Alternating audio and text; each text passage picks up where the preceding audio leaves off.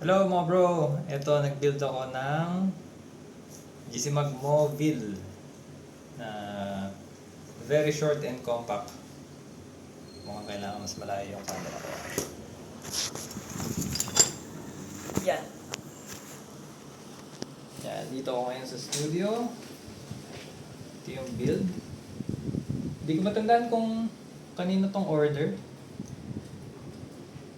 Yan, GC Magmovil. 300cc battle tank, tapos silencer na modular. Pwede siyang dagdag bawas parang sa Yokozuna or sa other silencer natin.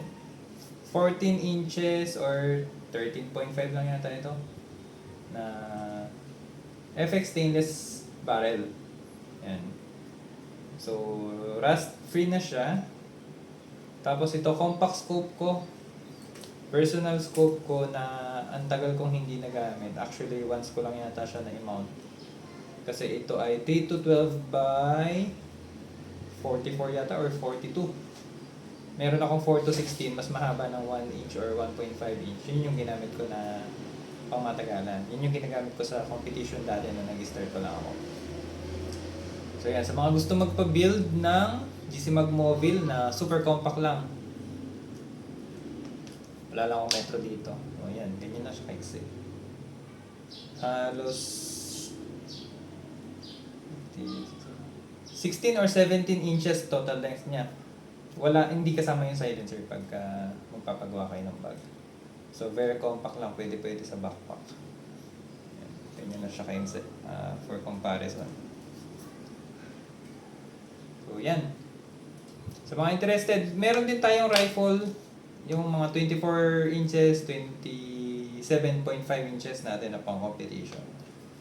Yan. Ang kagandahan talaga kay Movil ay very compact, very lightweight. Kahit bata, kayang-kaya niyang mahawakan to at magamit. Sa trigger naman, maisaset natin siya ng very light trigger pull. Yan. Ito, may velocity to na 800 FPS para sa mga compact natin na short barrel. Sa mga gusto, PM lang kayo. Yan. Hanggang may available kami ng mga Movil.